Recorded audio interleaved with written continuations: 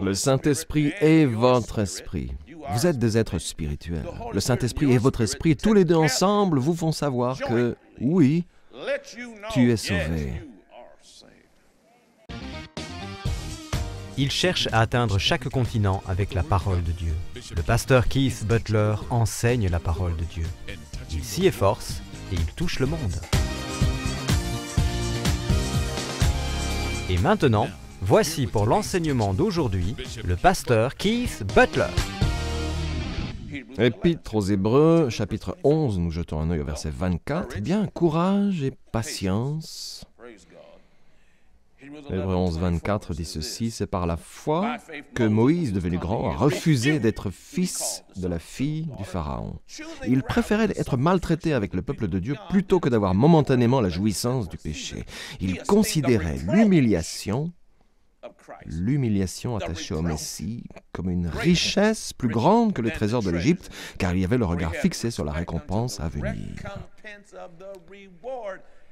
Il croyait malgré tout ce qu'il avait à perdre, renonçant à son statut de fils de Pharaon, car ce que Dieu lui rendrait serait plus grand encore.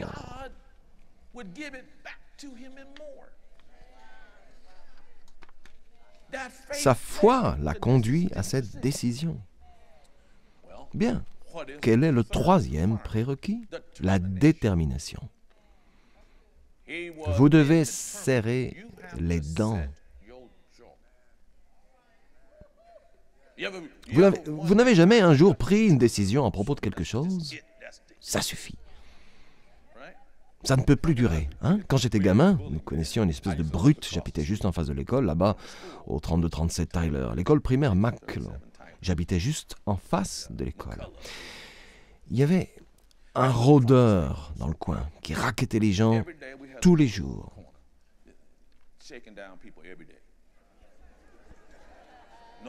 Personne ne voulait d'ennui avec lui, évidemment, parce qu'il vous aurait passé un sacré savon. Donc il arrivait, il s'emparait des enfants, vous voyez, les enfants qui passaient tout près, il leur prenait leur boîte à déjeuner, leur fouillait les poches, prenait leur argent, tout ce qu'il trouvait. Il me l'a fait aussi, comme à tous les autres. Moi non plus, je n'avais pas envie de me battre avec lui, je voulais pas mourir. Mais un jour, il m'est venu à l'idée ceci. Non, cela ne peut plus arriver. Bon, je vais vous dire ce que je pensais. Je vais mourir aujourd'hui, mais c'est horrible. Je vais me faire tabasser, je serai emmené à l'hôpital. Ok, mais j'avais décidé que c'était la dernière fois que quelqu'un me volerait. Et je suis encore comme ça. Je me suis dit, plus personne ne va jamais plus rien me voler. Alors je suis resté déterminé, et quand il est arrivé, du style « Butler, donne-moi ça et ça », j'ai dit « non ». Quand j'ai dit « non », tous les enfants ont fait des bonds et ont dit « tout le monde savait ce qui allait se passer ». J'étais sur le point de me faire botter le derrière dans toute la rue Tyler. Vous voyez, oh mais... Oui mais oh, bats-toi, bats-toi, bats-toi. Et il m'a regardé comme ça. Tu te fous de moi, c'est ça? Tu as dit non, pas vrai? Et il s'est mis à rigoler. Il s'est retourné, et quand il s'est retourné, il m'a fait face à nouveau en riant avec tout le monde, en parlant avec tout le monde. Quand il s'est retourné, je l'ai frappé du plus fort que j'ai pu. Vous savez, je m'imaginais que je pouvais aussi recevoir un coup, puisque c'était le dernier après que j'ai frappé ce type. J'ai frappé ce type, il est tombé à terre, et quand il a heurté le sol...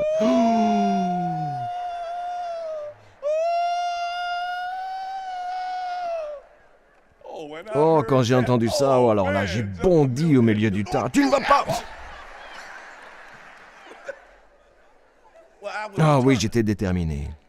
Même si cela signifiait que tous mes os allaient être brisés.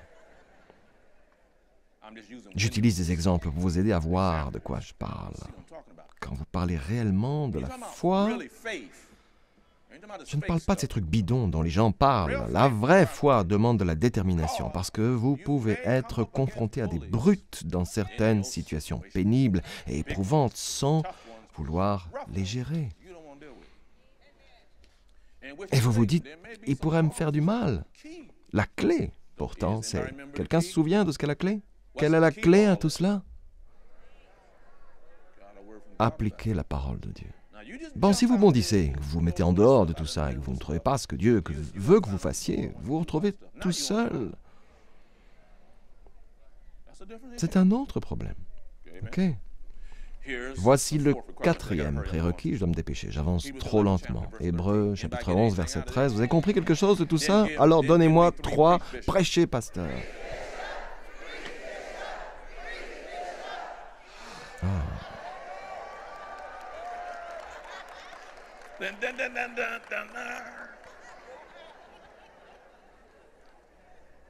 Épître aux Hébreux, chapitre 11, nous lisons le verset 13. On y dit... Oui, le Seigneur vous parle ce matin. Oui, il s'adresse à vous. Verset 13. C'est dans la foi qu'ils sont tous morts, sans avoir reçu les biens promis, parce que certaines promesses me concernent moi et votre génération. Mais ils les ont vus et salués de loin, et ils ont confessé ou reconnu qu'ils étaient étrangers et voyageurs sur la terre. Ceux qui parlent ainsi montrent qu'ils cherchent une patrie. S'ils avaient eu la nostalgie de celle qu'ils avaient quittée, ils auraient eu le temps d'y retourner. Ce qui veut dire que s'ils avaient songé à ce qu'ils avaient abandonné à l'époque, ils y seraient sans doute retournés, rappelez-vous. Rappelez-vous, les enfants d'Israël ont fait cela quand ils sont arrivés en terre promise, juste à la limite après que les espions aient été renvoyés.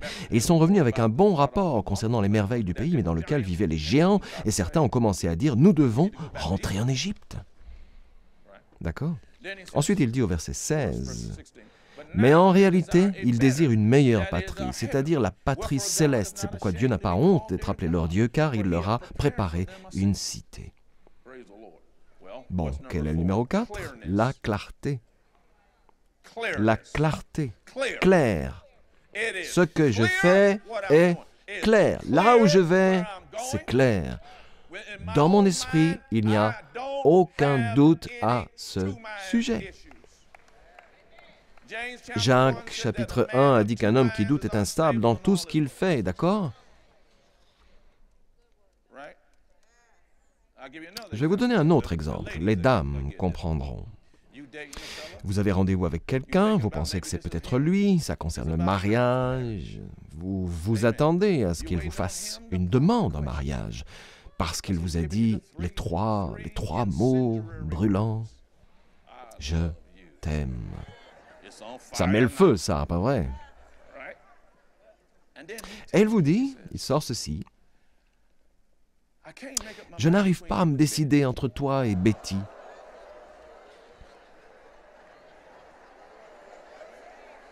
Oh, les dames ont bien compris, elles savent très bien que... Psst. Quoi? Tu veux dire que tu n'arrives pas à te décider? La moitié des femmes présentes ici diraient, bon écoute, tu ne dois pas t'inquiéter, restez ensemble, Betty et toi. L'autre moitié dirait, d'accord, tu choisis tout de suite entre Betty et moi. Mais j'espère qu'aucune de vous ne dirait, tu peux nous avoir, Betty et moi. Personne ne dirait ça, n'est-ce pas? D'accord. Très bien. Autrement dit, mon ami, tu devras être clair concernant ce que tu veux.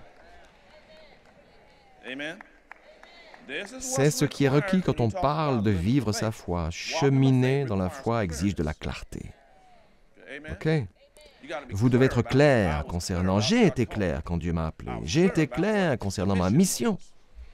J'ai décidé, puisque je suis clair, je ne regarde pas en arrière.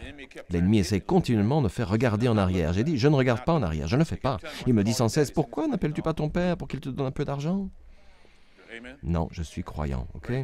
Prions le Seigneur, j'étais lucide à ce sujet et j'y suis resté fidèle. J'étais très lucide pour ça. La lucidité m'a porté. L'ennemi tente de brouiller votre situation. Hein? Il essaye d'embrouiller votre esprit. Oh, que faire avec ça? Et avec ça? Et avec ça? Peut-être qu'on pourrait faire comme ça, peut-être qu'on pourrait faire comme ça, peut-être que ce n'est pas du tout comme ça. Non, non, non, non, non, non, non. Il faut être clair. Et si vous n'êtes pas clair, ne faites rien, ne faites rien. Assurez-vous d'abord que vous connaissez une parole de Dieu. Allez-vous tous. Et assurez-vous qu'il vous ait dit, maintenant, vas-y. Parce qu'il m'est arrivé de devancer Dieu, et qu'il m'est arrivé d'être en retard par rapport à Dieu. Je vais vous dire ce qui marche, être là au bon moment. Devinez ce que j'ai découvert quand j'étais à l'avance ou en retard, des dommages collatéraux. J'ai appris cela tout au long des 40 et quelques années. Vous m'écoutez? Vous récoltez les dommages collatéraux, vous voulez attendre. Mais quand il vous dit d'y aller, et il ne faut pas regarder en arrière. Bon, donc, 4 éléments de foi, on y est presque. Écouter, croire, parler, obéir, agir et faire. 4 prérequis de foi, courage, patience, détermination, clarté. Et une fois encore, il faut toujours écouter la parole. Le psaume 119, 105 dit « Ta parole est une lampe à mes pieds et une lumière sur mon sentier. » La parole de Dieu, que ce soit la parole écrite ou la parole dite, fait que Dieu parle à notre esprit. Une autre manière d'écouter la parole est de faire avec un témoin intérieur. Prenez vite la première épître de Jean, chapitre 5. Je suis presque au bout maintenant. J'ai l'impression que certains comprennent aujourd'hui. Première épître de Jean, chapitre 5, verset 10, nous dit « Celui qui croit au Fils de Dieu possède ce témoignage. » Soulignez ce mot, en lui-même. Notez où il le possède. Il possède ce témoignage en lui-même. Ce mot témoignage est marturia en grec. Cela signifie la preuve qui est donnée. Vous avez en vous un témoignage intérieur. En vous, parce que Dieu ne vous parle pas toujours d'une grosse voix du paradis. « Je suis le Seigneur, écoute-moi. » Le Seigneur vous dirige parfois vers un témoin intérieur. Il y a un témoignage intérieur en vous que nous appelons, prions le Seigneur. Écoutez la parole, écoutez la parole. Dans l'Épître aux Romains, chapitre 8, verset 16, on dit que votre esprit, par le Saint-Esprit, témoigne que vous êtes un enfant de Dieu. C'est de cette façon que vous avez eu connaissance que vous étiez sauvés. Bien, le mot grec ici est soumatourio. Cela fait référence à un double témoignage. Le Saint-Esprit et votre esprit, vous êtes des êtres spirituels. Le Saint-Esprit et votre esprit, tous les deux ensemble, vous font savoir que oui, tu es sauvé. Bien sûr, quand on écoute la parole, on écoute la voix du Saint-Esprit. Dans les Actes des Apôtres, chapitre 10, verset 17, que s'est-il produit? Dans ce verset, Pierre se trouvait sur le toit en train de prier. Et le Saint-Esprit lui parlait.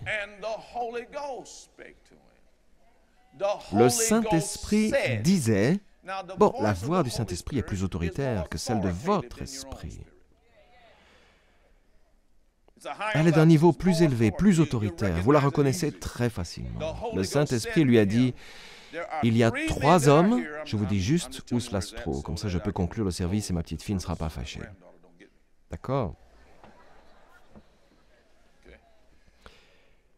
Donc je vous dis juste où ça se trouve, mais vous pouvez le lire dans les Actes des Apôtres au chapitre 10. Le Saint-Esprit a dit, il y a 3 hommes qui te cherchent. C'est très clair. 3 hommes.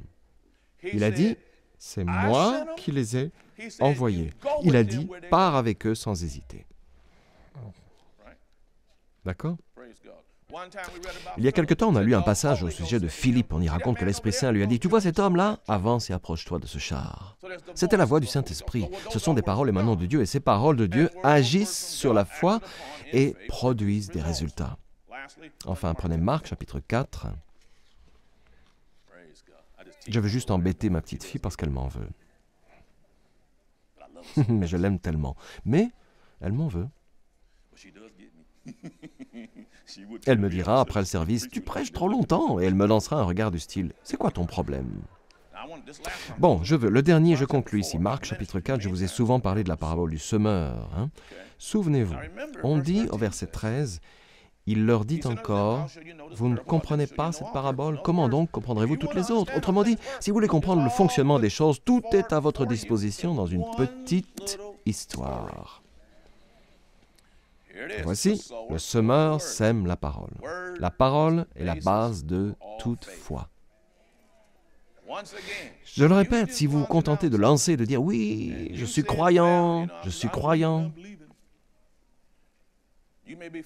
vous pouvez échouer pour n'avoir pas suivi avant tout le conseil de Proverbes, chapitre 3, verset 5.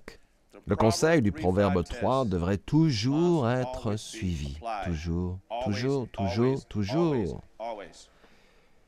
Confie-toi en l'Éternel de tout ton cœur et ne t'appuie pas sur ton intelligence. Reconnais-le dans toutes tes voies. Toutes.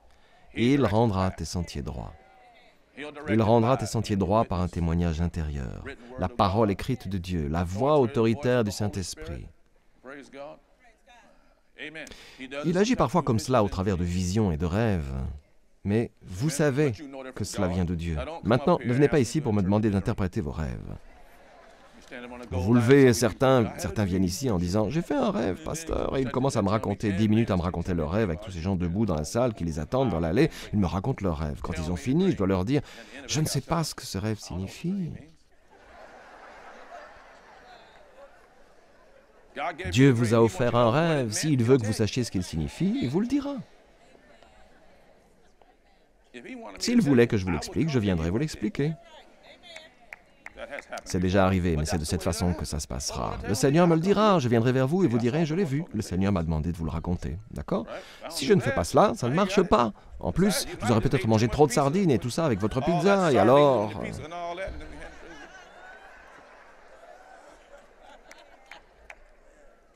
Ok, donc cette parabole concerne la parole de Dieu. Rapidement, je peux expliquer cette parabole en 5 minutes. Observez ce qu'il a dit au verset 15. Certains sont le long du chemin. Il y en a qui, la parole de Dieu leur arrive et ils choisissent de ne pas la recevoir. Ils choisissent de ne pas la recevoir, ils poursuivent leur chemin.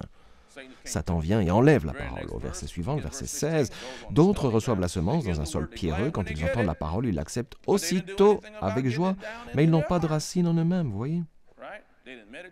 Ils ne réfléchissent pas sur la parole, ne prient pas, n'en parlent pas, ils deviennent paresseux. Ok. Et dès que surviennent les difficultés, c'est-à-dire la pression des circonstances ou la persécution, c'est la pression, le fait de se servir des gens, d'accord? Nous avons vu ça récemment. À cause de la parole, ils trébuchent. Mais à cause de quoi? À cause de la parole, à cause de la parole. Satan sait que le problème, c'est la parole. Il sait que la parole, c'est le problème. Vous tentez d'agir en dehors de la parole parce que vous désirez quelque chose. Désirer dans les Saintes Écritures ne se fait pas en dehors de Dieu. Tous les désirs dans la Bible doivent être connectés à Dieu. Vous avez entendu ce que j'ai dit? Nous avons vu 3 maisons. Oui, ma femme et moi désirons peut-être. En fait, nous désirerions n'importe laquelle des 3, franchement. Mais si nous avons ça à Dieu, lui pourrait désirer autre chose pour nous. À l'époque, on aurait laissé tomber les 3. Vous m'écoutez? Ok, vous savez quoi? Ils trébuchent.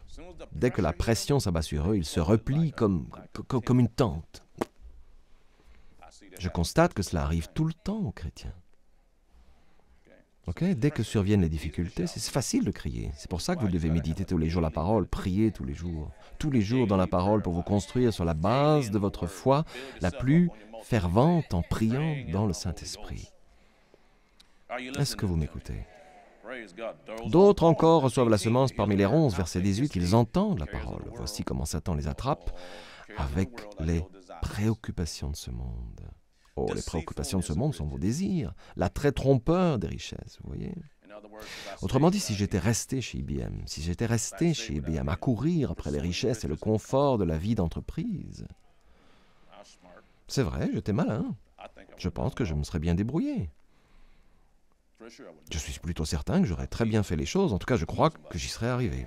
Hein? À ce stade de ma vie, j'aurais passé 35, 40 ans dans cette entreprise. J'aurais un poste de direction, vice-président ou dans le style, d'accord? J'aurais gagné beaucoup d'argent, j'aurais été à beaucoup d'endroits. Allez. Tout ça avec des gens qui vous congratulent et vous disent que vous êtes fantastique. Mais ce n'est pas ça que le Seigneur m'avait dit. Maintenant, il n'y a rien de mal à faire ça. Je vous dis simplement que ce n'était pas ce qu'il voulait pour moi. Ok, je suis un cadre d'entreprise, il est super, il est là où il doit être, il fait ce qu'il doit faire, amen, c'est bien. Je parle de moi. D'accord, ça va? Les préoccupations de ce monde, l'attrait trompeur des richesses, laissez les richesses. Si vous laissez l'argent décider de si oui ou non vous allez suivre Dieu, vous avez un problème. Et les passions en tout genre pénètrent en eux, en tout genre, évoquent quelque chose qui fera que la décision se fera contre Dieu. Savez-vous pourquoi? La parole, tout cela fait que la parole ne fonctionne pas, est infructueuse, verset 20. D'autres, enfin, reçoivent la semence dans la bonne terre. Ils entendent la parole, l'accueillent et tout cela. Je vous le disais, faire et accomplir, rapporter, c'est cela agir. 30, 60, 100 fois plus. Verset 26, je conclus. Et il a dit, il parle encore de la parole. Le sujet est la parole de Dieu, comme Satan l'attaque et comment elle fructifie. Il dit encore, voici à quoi ressemble le royaume de Dieu. Il est semblable à un homme qui jette de la semence en terre. En faisant quoi? Qu'il dorme ou qu'il reste éveillé nuit et jour. Qu'est-ce que c'est? Le temps. Il va se coucher, se lève, va se coucher, se lève, va se coucher, se lève. Chaque parole de Dieu, Jésus, je vous le disais, Jésus se tenait. Il y a 15 jours, je vous disais que Jésus se trouvait devant Jérusalem, qu'il avait émis une prophétie pour Jérusalem et avait dit, vous serez détruits.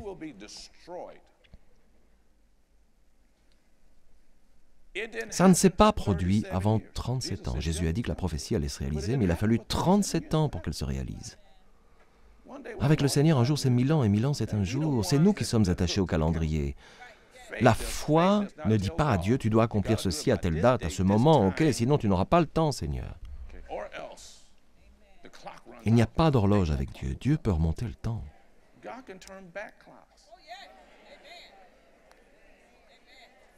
Il peut compenser toute chose.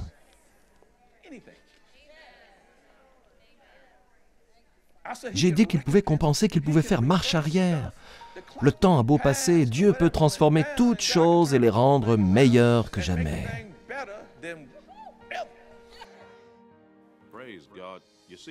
Prions, Seigneur. Vous voyez, la prière est particulièrement efficace quand vous reconnaissez Jésus-Christ comme votre Seigneur et votre Sauveur. Les Saintes Écritures disent que Dieu nous a tant aimés qu'il a donné son Fils unique. Et vous vous demandez, comment puis-je me joindre à lui? Comment puis-je renaître? Comment puis-je me régénérer? Eh bien, tout ce que vous devez faire, c'est prier avec moi. La Bible dit dans l'Épître aux Romains, chapitre 10, verset 9, «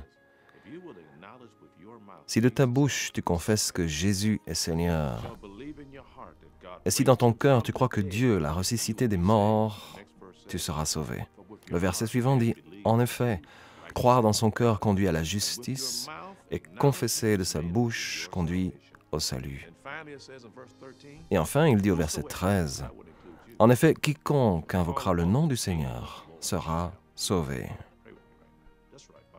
Priez maintenant avec moi. C'est bien, penchez la tête. Et priez bien fort de tout votre cœur avec moi. Cher Père Céleste. C'est ça. Maintenant, priez avec moi. Cher Père Céleste, au nom de Jésus, je crois que Jésus-Christ est le Fils de Dieu. Qu'il est mort pour moi sur une croix. Qu'il s'est chargé de mes péchés. Qu'il est allé en enfer à ma place. A accompli mon châtiment. Et maintenant est sorti du tombeau. Viens dans mon cœur, Seigneur Jésus. Je te reçois comme mon sauveur et le maître de ma vie. Alléluia. C'est aussi simple que ça. Et il est maintenant présent dans votre cœur. Vous allez me dire, bon, et maintenant que dois-je faire? Nous avons un ouvrage spécial que nous voulons vous faire parvenir. S'intitule « D'où venons-nous » ? Nous serons heureux de vous l'adresser. Prions le Seigneur et je vous expliquerai tout ce que vous devez savoir. Je tiens à vous féliciter. Vous ne serez plus jamais la même personne au nom de Jésus. La parole de Dieu entre dans ton esprit dès lors que tu reçois Jésus comme le Seigneur et le Sauveur de ta vie. Le véritable toi, ton esprit, est régénéré. Cela signifie que tu es maintenant une nouvelle création dans le Christ qui, après Dieu, est créé dans la vertu et la vraie sainteté. Ce procédé provoque un changement immédiat dans ton esprit et dans ton cœur. Toutefois, pour continuer ce procédé de changement, tu dois ranger tes anciens habits et apprendre comment cheminer dans ta nouvelle vie avec Dieu en commençant ta journée en prière avec le Père. Une simple prière de louange et d'action de grâce t'aide à consolider ta relation avec Dieu. Remercie-le pour son amour, sa confiance, sa patience, sa tendre bonté, sa paix, son pouvoir de guérison, sa protection face au danger, son indulgence, sa sagesse et son aide pour cette journée. Assure-toi tous les jours de prendre le temps de lire la parole de Dieu. Tout comme ton corps de chair a besoin de nourriture, ton esprit nécessite la nourriture de la parole de Dieu. Veuillez s'il vous plaît prendre note de l'adresse sur votre écran. De la sorte, nous pouvons vous envoyer ce petit livre très important. Il contient une abondance d'informations dont vous aurez besoin maintenant que vous avez décidé d'accueillir le Seigneur dans votre cœur et de continuer votre chemin avec Dieu. Finalement, il est important que vous aussi preniez le temps de trouver un lieu de culte et que vous entreteniez des relations avec d'autres croyants. Nous prions pour vous. afin que le Dieu de notre Seigneur Jésus-Christ, le Dieu de gloire, puisse vous donner l'esprit de sagesse et de révélation dans la connaissance de lui. Le programme d'aujourd'hui a-t-il été une bénédiction pour vous? Ce que vous avez entendu n'était qu'une partie de son puissant message. Vous pouvez commander la totalité du service d'aujourd'hui sur CD, DVD ou par DVD sous-titré MP3 ou MP4. Il suffit simplement de visiter notre boutique en ligne sur www.keithbutler.org ou d'envoyer un courrier à l'adresse inscrite sur votre écran ou de nous appeler. Commandez ce livre aujourd'hui pour vous-même, un membre de votre famille ou un ami et laissez la parole de Dieu commencer à agir dans votre vie dès maintenant.